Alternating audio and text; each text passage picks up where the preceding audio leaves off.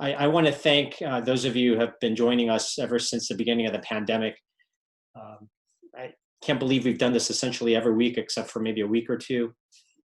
I do want to thank our co-supporters and sponsors, the Georgia Lupus Foundation chapter, Emory University, and our project, Georgians Organize Against Lupus, and the Georgia Council for Lupus Education and Awareness. And this is a disclaimer that is on the website that advertises what we're presenting, but just to remind you that it's a good faith effort on my part to present general information. Ultimately, you do need to take this and other information to your personal doctor and make the best decision for you. I'm certainly not a COVID specialist, but I'm trying to do my best to get you information that I can. So this is the worldwide numbers, and it's easy to get numb by this, but again, it's just so amazing to me that the top 3 countries, USA, Brazil, and India, represent half the cases in the world. And Brazil is just literally on fire in terms of the number of cases that are there, but the US leads and continues to lead. And you can see the hotspots from what I presented 2 weeks ago, that past week there, compared to this past week. And it's essentially the same. You have large numbers in the United States and Central and South America, not just Brazil, but the rest of South America.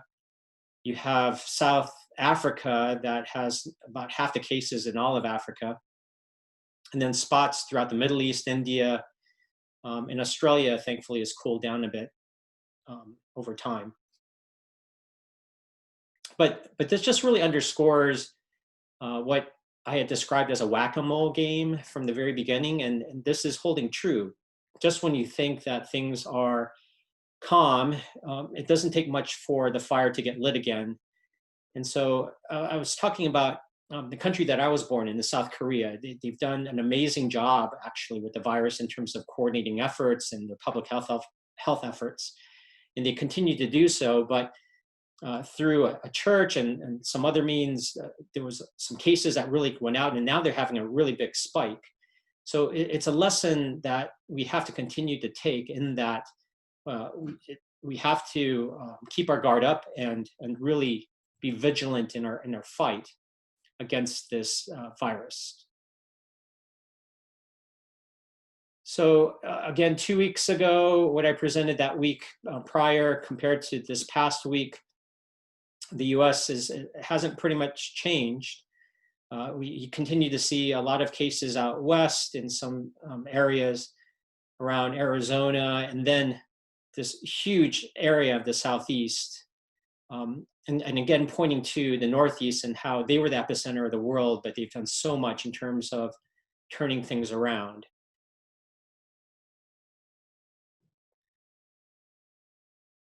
So last week, I presented the general numbers in terms of overall cases in the US.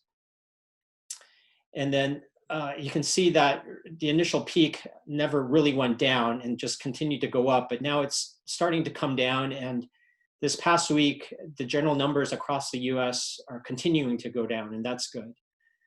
In terms of deaths, you have a large peak in the beginning, down and up again, and it seems to have flattened out last week. And there's a sign that it's coming down a little bit, and so we have to continue to make sure that those numbers go down. And that's always going to fall behind the total number of cases. So I think as we see the overall cases go down, I think we should begin to see the number of deaths go down as well.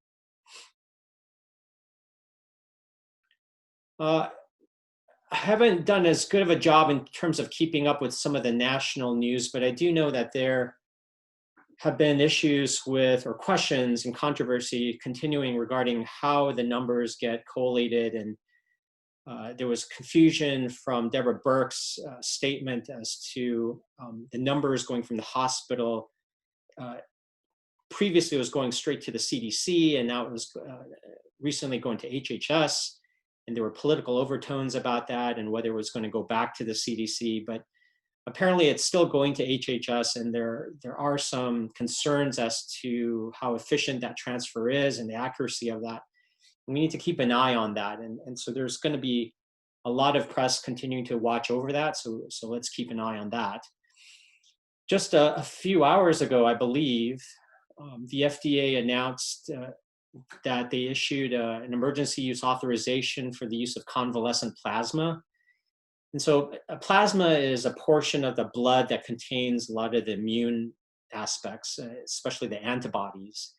And if you take somebody who's been infected and recovered from COVID and you take their plasma, presumably with antibodies against COVID, and infuse that into someone else, perhaps you can then infer or obtain their immunity. But there's still a lot of questions with that. But the FDA decided today that the known and potential benefits of the product outweigh the known and potential risks of the product.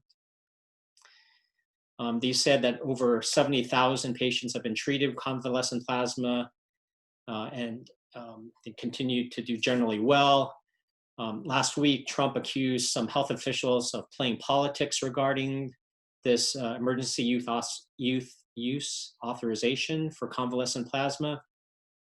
And the New York Times reported last week that the FDA emergency use authorization for this was on hold after NIH officials intervened. People like Francis Collins, the head of the National Institutes for Allergy and Infectious Diseases, essentially sort of the boss of Dr. Anthony Fauci, and others stepped in to argue that the emerging data on the treatment was too weak. And so, again, there's so much political overtone that's confusing really some of the science and the public health messaging. And so, why stop now? But anyway, this treatment is going to be approved for emergency use, and it just makes it easier to do. And hopefully the system will be in place to obtain more of this plasma. But again, there are some questions out there. The good news is there are a lot of other treatments that are underway in terms of studies for them.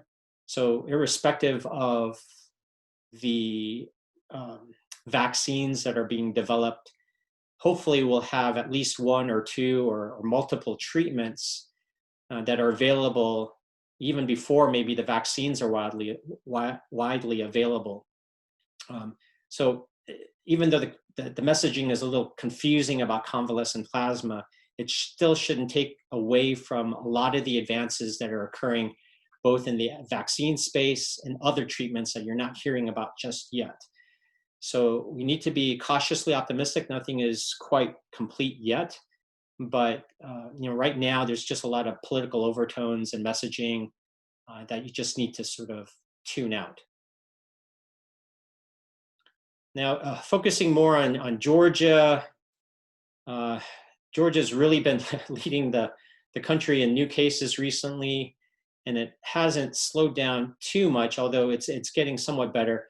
You can see that previously, and then compared to this past week, the picture essentially remains the same. Atlanta's about here. The whole state is pretty hot. You have a lot of areas in the rural parts of the state that continue to be red hot.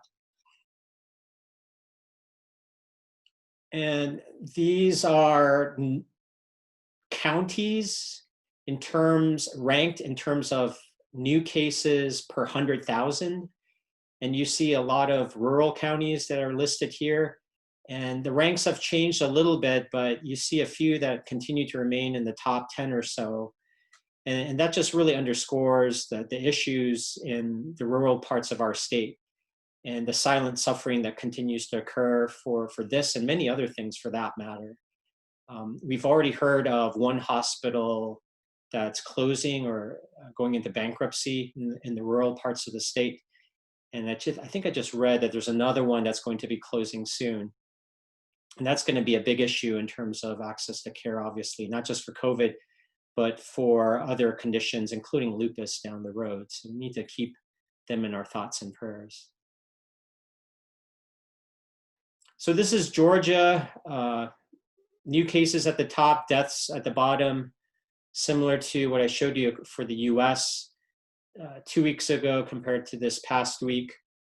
And last week, I was mentioning that the total number of cases was starting to come down, and that essentially has held true. It has come down, and that's good news overall. The deaths are going to lag a little bit, but you do see a little spike down here, although you may be seeing kind of an early part of a spike up. So we'll have to continue to keep an eye on that.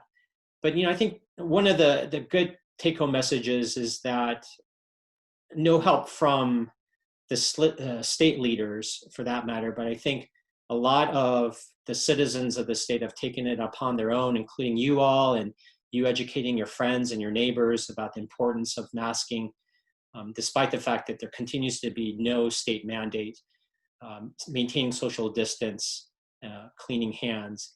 So overall cases have declined, actually, in each of the past 4 full weeks. And since the state saw its peak of newly reported virus cases July 24th, there's been a downward trend in the big metropolitan Atlanta counties.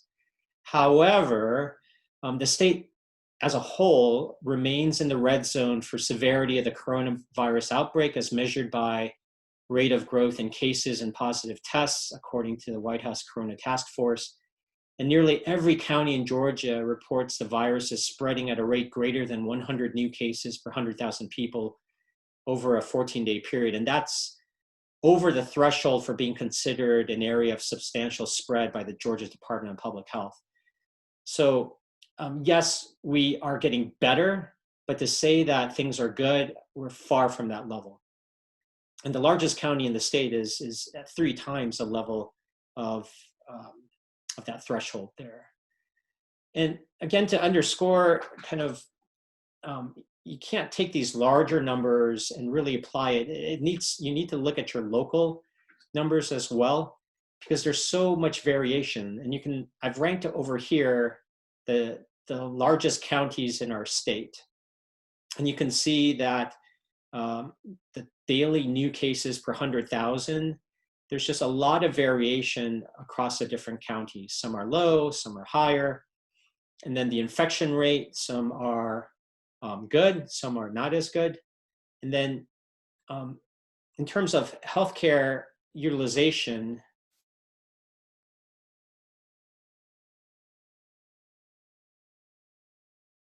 someone's saying that they can't see my screen, but I'm assuming that most of you can. I'm sorry about that if you're having trouble. In terms of healthcare utilization, one concern that we have is having so many cases that it overwhelms the health system, and especially the sickest people who need intensive care unit support in order to get them through the worst part of the most severe part of having been infected. And you can see some counties, including huge counties around Metro Atlanta, Gwinnett and Cobb, that are completely utilizing their ICU beds. So they don't have any room for intensive care unit patients. But yet, if you just go down to downtown in Fulton County, they have a lot more access. So to say that Georgia's getting better, yes, you can paint that with a broad stroke in terms of new cases. But as a whole, it's still way too high. And there are areas that continue to be extremely stressed in terms of both high rates of infection and high utilization and capacity or low capacity for new patients to be in the hospital.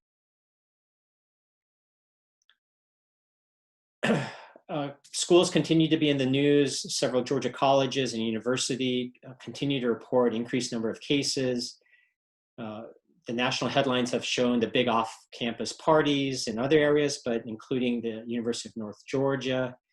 The University of Georgia is seeing some spikes as well. And Georgia Tech, I think just even today, they have another outbreak in some of the fraternity houses. So it's going to be a big deal. And I think University of Alabama, their president is extremely concerned. They're having some in-person classes, but they're threatening expulsion. And unless they get control of that number, they're going to rein in everything and just go completely virtual. Um, and then this came out this week as the coronavirus deepened in April. Georgia officials circulated documents showing that to get through that next month, meaning May, the state would have needed millions more masks, gowns, and other supplies than it had on hand. Yet, one day later, our Republican governor, Kemp, announced that he would begin to reopen the state's economy, including gyms, restaurants, hair salons, theaters, saying that we've relied on data, science, and advice on healthcare professionals to guide our approach and decision making, so forth and so forth. So, we've made our bed, so to speak, and we're lying in it, and we're sort of in this very interesting situation, aren't we? Where basically on a political level, it's full steam ahead. Everybody in school, if we can have it, all the businesses open, but yet no mask mandate, and controlling that way, and really having our health system kind of at a brink. But again, no credit to anyone other than the people and you all for doing the things that you need to do. And I think that is really the main driver behind the total lowering of cases. Not that we could have gone any higher. I mean, we were really high to begin with, but it is a credit to us all. So please continue to push along those lines. I think this is a slide from last week. And it's just amazing when people continue to say that, oh, coronavirus is just like the flu. It's not. This already has a huge impact and imprint in so many different ways, but if you want to have the ultimate outcome of death, it's already the third leading cause of death in the US. Let me see here, sorry. And one question I'd love to have you guys answer and send back, put it either in the chat box or send it to Terry, is if you're noticing any post office slowdowns in terms of delivery of medications or anything in general, I guess. We're all hearing about this in the news with it related to the potential voting issues in the future. And I really don't want to go down that road, but where the rubber does meet the road for us is when it impacts access to medications. So let us know if you're having any issues along these lines, and would love to keep an eye on that. I haven't heard anything specifically, but I'm not asking, and this is stuff that's just starting to hit some of the wires, so I'm wondering if it's going on in Georgia.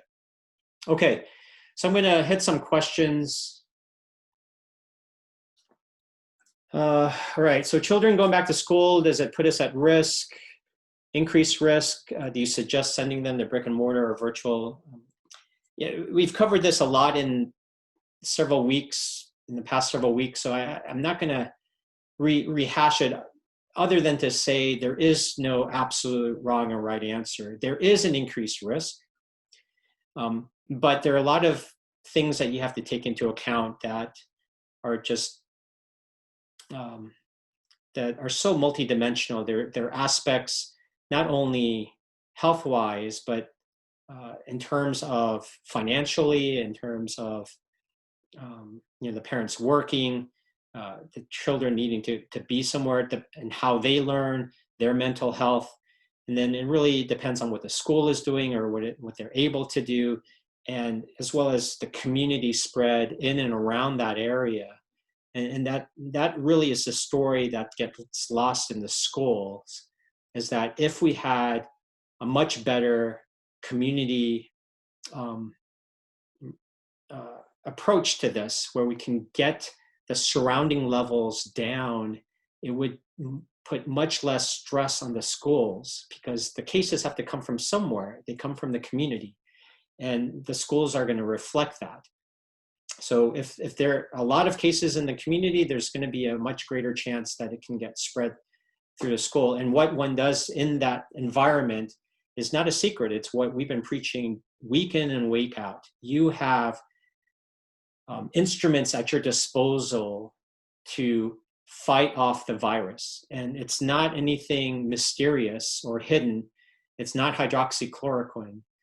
This is a respiratory virus that needs to get from one person into your respiratory tract to get you infected. And you can make a big difference by making sure that the people around you are masked, that you maintain distance, that you wash and clean your hands, especially before you touch your nose, eyes, or mouth. Easier said than done, perhaps, in some situations, but those are the very simple answers, and you need to maintain that as much as you can. And certainly with the kids being so close together, and what some schools doing better than others, there will be an increased risk. But we talked about so many different dimensions of this, how certain kids may be better transmitters or less of a transmitter than others. So I do recommend that you go back the last 2 or 3 weeks. And we also have some websites. The National Academy of Sciences has an amazing document on that. I also refer to some Facebook chats from different national organizations directed to parents in general, not lupus specific, but I think you'll get a lot out of that still. If a lupus patient is under Benlysta treatment and it gets sick with COVID-19, should the Benlysta injections be suspended until COVID-19 is done? There's no guidance with regards to this. I guess in a way, a good news is that there have been people with lupus that we know have been infected with COVID. And there are people with lupus that have been on Benlysta that have been infected with COVID. To my knowledge, I have not heard of any dramatic risk to them that is above and beyond or widely different from anybody else with lupus or in general that has received, that has gotten infected. In other words, we don't know for sure, and we don't have any clear reason to believe that if you're taking Benlysta, that if you were to get infected, that it's going to threaten your life. The good news actually is that a lot of these medications, it seems that both lupus and other autoimmune conditions that rheumatologists treat, like rheumatoid arthritis, some of these medications, that there isn't a very clear link yet with very poor outcomes, except with the possible exception of being on high-dose prednisone. And as I've also mentioned in the past, that's not a very clear story yet either. Being on high-dose prednisone means also that you're quite sick in terms of your underlying lupus, probably. And that is going to be a risk factor in terms of how you do. So if you're on high-dose prednisone and your physician strongly believes that you need to be on it, by all means, you should not stop based on what I just said. I mentioned this again and again and again. You need to be treated well, and this is a very individual thing. But do know that, as always, we want you to be on as low a dose as prednisone as quickly as possible. And that doesn't really change with the COVID picture.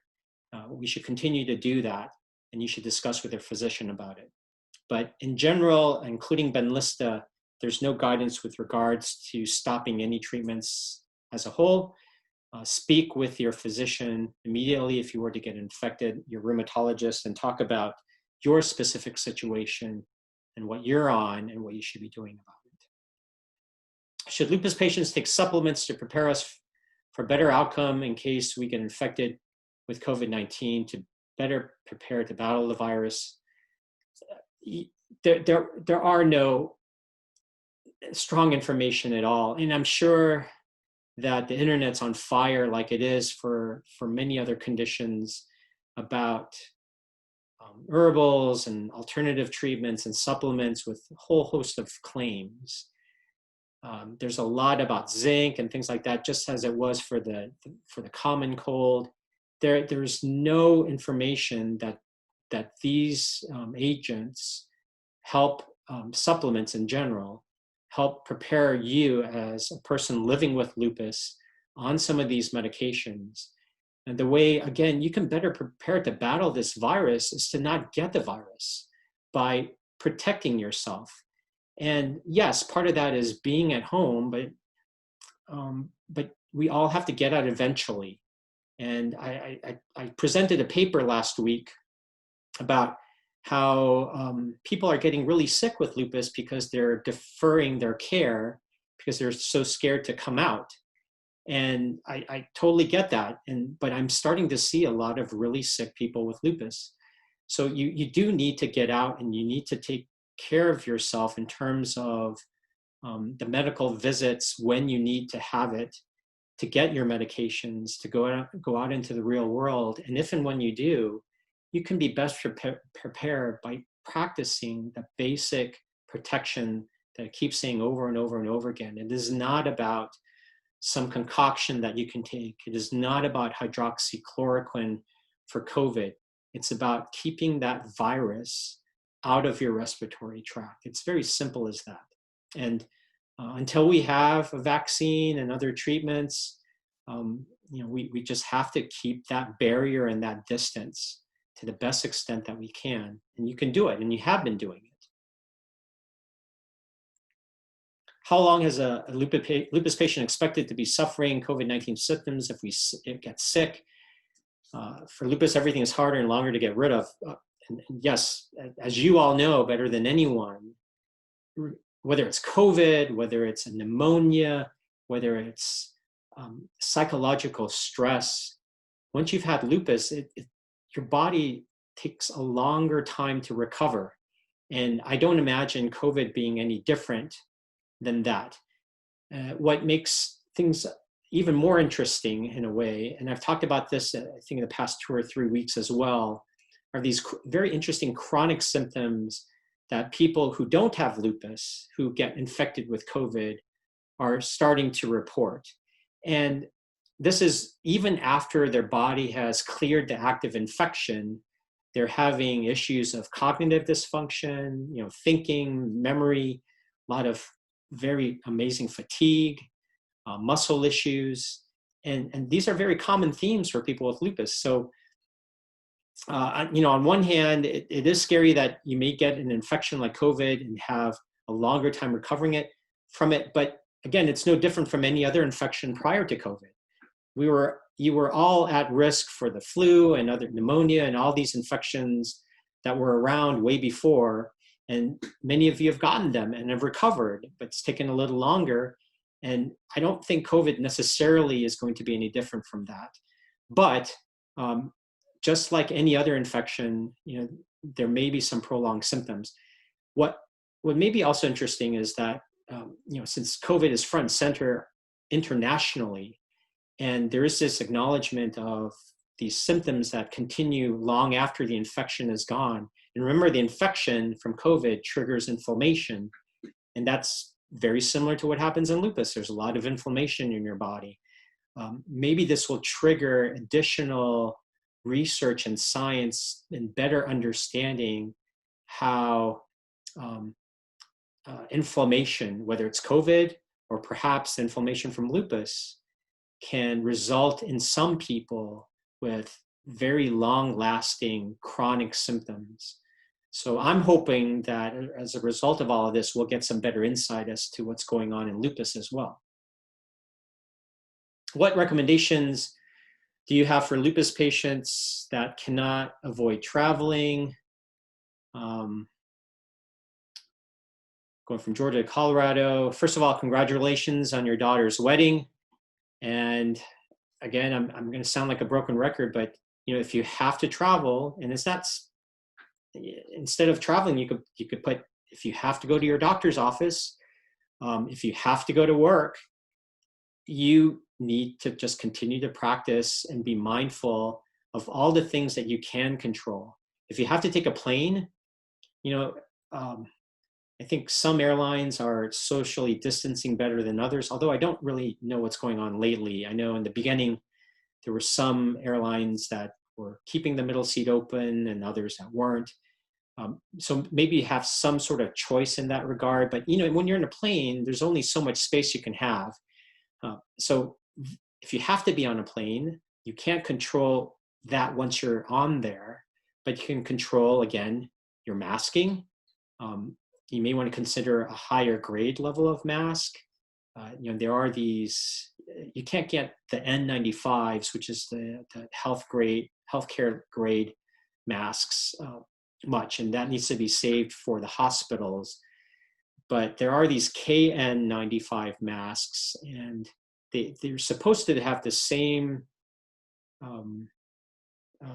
filtration level, if you will, of the N95s, but most of them are made in China. And so the concern is that there are some counterfeit ones that are out there that may not be of the same quality. So I think you'll have to kind of look around as to how you can be reassured about that. But I mean, that's one thing I would consider. You may even want to consider a face shield. If I've seen some people flying with that, if they really want to be protective, especially with people around them.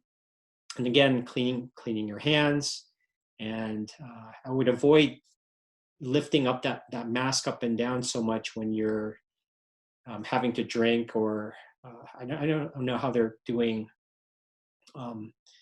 the snacks and things on planes, but if you could just hold it and not lift your mask up at all, I mean, that's what I personally would do.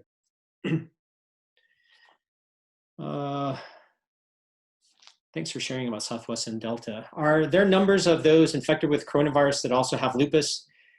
There are more and more reports of that, and this is from the Global Rheumatology Alliance. It's a network of organizations throughout the world that's contributing information to one database. And there's both a physician-reported part and a patient-reported part. And if you've been infected, by the way, I encourage you to go to this website, and you can look up Global Rheumatology Alliance in a search engine, and you'll get that, or you can get it from the link here on the bottom right. But this is from the physician-reported part, and you can see already throughout the world, this is across all the different rheumatology conditions in the state. And, rheumatology conditions that rheumatologists treat. So it's not just lupus, and you can see that lupus comprises the second most, but it's not the majority. But we already have some experience with how 306 individuals throughout the world with lupus have with COVID. And the good news again is that there doesn't seem to be dramatically any differences, like tenfold higher this bad thing or that bad thing. But we still continue to obviously need to learn more about that, and we need more information. And so with regards to more information about lupus, there's some additional questions here. Is there an increased risk of contracting COVID-19 if you suffer from lupus? We don't know the answer to that. Obviously, lupus is an immune condition. Most are on medications that suppress the immune system, so immunosuppressants. So that's going to make you at higher risk for infections in general, and COVID obviously is a type of infection. On the other hand, I think people with lupus are much more attuned to infectious issues, and especially with this COVID thing. I mean, we're on top of it from the very beginning, more so than anyone, and very attuned to your lupus and your condition. Sorry, my internet's a little kinky today. So I'm talking about all the different ways that lupus can increase or decrease the risk of contracting COVID. It's not just the fact that you have an immune condition and you're on medications that lower your immune system. I think people with lupus are in general are more used to being away from others, not going outside as much, and more attuned to some of these things. So I think that may help protect many. On the other hand, lupus afflicts minority communities a lot more, and we're learning about how COVID is impacting disproportionately certain minority communities, especially African American communities and Hispanic communities in our state. And so I think that is another factor that would increase risk potentially in many with lupus. So it's not a simple answer to that, and we're going to learn a lot more in the future. Does COVID-19 affect individuals with lupus more aggressively? What should we do to protect ourselves more? And as I mentioned in the previous slide, that there doesn't seem to be any major signals that it afflicts people with lupus dramatically differently, but the jury's still out. Is hydroxychloroquine effective in prevention or treatment of COVID? Is it due to it being a zinc ionophore? This is something that's out there that we really need to nip in the bud. And I've mentioned this many weeks, that there is absolutely no information that supports hydroxychloroquine being a prevention for getting COVID or treatment in COVID. Plain and simple. If you're on it, you should stay on it because of your lupus. We have a lot of great information about what hydroxychloroquine does in long-term in people with lupus if you're able to take it and you're not having any problems with it. But don't let COVID change any of this. You shouldn't be seeking it if you weren't on it before, or you didn't need it, or you had issues with it. And it has really nothing to do with any zinc aspects, or zinc doesn't have any influence with COVID that I'm aware of. There's a great website, the World Health Organization. I mentioned this a couple weeks ago as well, about the big myths. And so if you Google WHO, World Health Organization, COVID, and myths, they debunk several myths. And again, they talk about hydroxychloroquine and the data that's available. How can lupus individuals maintain their mental, emotional health as cases continue to rise in Georgia next week? And this is a great point. And we're getting to the point where we're all dealing with mental health and wellness issues, aren't we? And even before all of this, boy, those of you who have been living with lupus, we're dealing with a lot in and of itself. So obviously this is extremely important, and it's individual in some way, but there are a lot of different things that you can do. And the chapter, by the way, and I just found out today, and thank you, Terry, and the rest of you for thinking ahead, but I've been informed that the chapter is putting together a seminar that they plan to host in mid-September. And it's entitled Dealing with Stress During COVID-19. There'll be a panel including a therapist, a social worker, and patients like yourself. And I think this is the discussion that we need.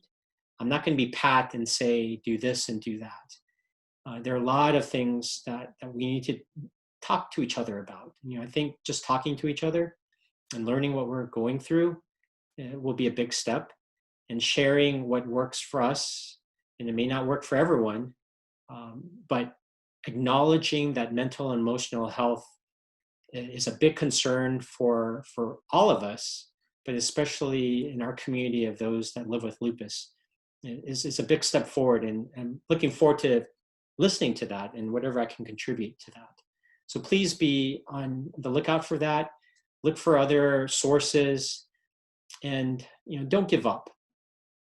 I know it's must be a little scary for some of you just to be at home a lot and not being able to go out still. I still hear stories of so much concern and fear, and you will get through this. Just like the day that you heard that you got the diagnosis of lupus, and to not know what that meant, that how things would look.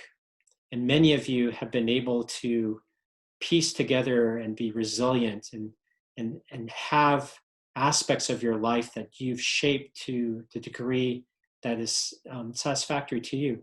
I'm not saying that it's going to be easy, just like it hasn't been for many of you with lupus, but there will be a time when things are better with this in some shape or fashion. I'm very confident that there'll be some degree of vaccinations, treatments.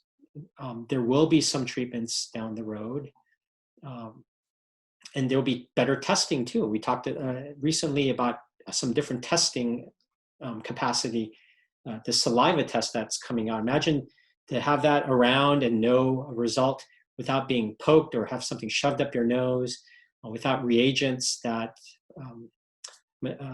materials that are used for the test that are more available and that won't run out, that we could have at workplaces, at schools. There's so many parts of attacking this virus that we just have not been able to crack yet. But we're on the verge in the next several months. Unfortunately, it won't be tomorrow, so we're going to have to be patient together as a community, but that time will come. And with that will come opportunities to improve your life in other ways. And all throughout that time, you all will work together on getting you through. So hang in there.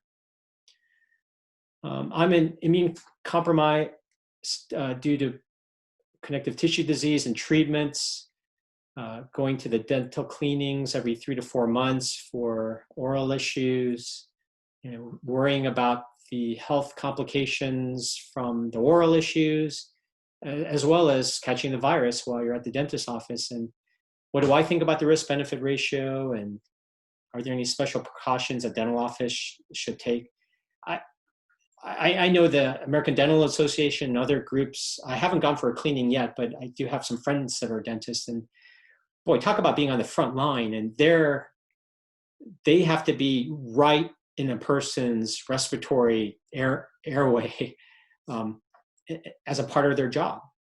And so believe me, they are putting together information to protect themselves and their clients and patients. And from what I understand, I mean, there's a lot of protection going on. And so if you're concerned about your particular doctor's office or your dentist's office, you should call them ahead, and I'm sure they would welcome talking to you about what precautions they have in place. But I do know that a lot of people are going to the dentist now, and the dentists and the dental organization have put a lot of thought into this. And the last question, I believe, my sister-in-law currently has COVID-19 and she's quarantined. She presented with a symptom of fog release or vapor, where she's sitting there like she feels as though she's sitting in the cold and breathing out like a fog or vapor, even though it's really warm out. She wasn't drinking anything or smoking, and it's not a cough or sneeze. Has this symptom or experience ever presented before? I haven't heard of it described like that particularly, but we all have heard about this metallic taste or loss of sense of smell or taste, and that's because of how the virus works. The virus, as I continue to remind everyone, it's a respiratory virus. This virus travels mostly through the air, and it wants to cling on to the tissues and your membranes in your nose and your mouth and your throat, and it's designed to stick on there, and then to get into the skin, to infect that area, to replicate, use your body's machine. It's an ingenious method to do that. But the fact is, its home is in the nose and the mouth and the throat and then the lungs primarily, even though it can get to other parts of the body. So I can imagine that when it's doing its thing in those areas, it can change the way the nerves sense things. So it doesn't surprise me that some people, especially since we're hearing about people losing their sense of smell and their taste, that they would have other similar variations of that, I guess, in terms of how they feel in this general area that you're going to get initially infected with the COVID virus. So I'm sorry about the technical difficulties in the beginning. I just tend to kind of go off. But thank you for that and your patience. Please continue to go to the Lupus Foundation of America Georgia website and look at not only the COVID resources that Terry and others put together each and every week, but all the general resources that they've put together before, during, and they will continue to do well after the pandemic. Continue to send us your questions throughout the week and suggestions. You have to get it to us by 3 p.m. on Sunday if we're going to address them that Sunday night. And I've talked a long time. Thank you so much for your patience. I really enjoy talking to each one of you this way, and we will have some other seminars and ways to communicate with you in the future. So keep an eye out and be vigilant. Be safe, you guys. Have a great week.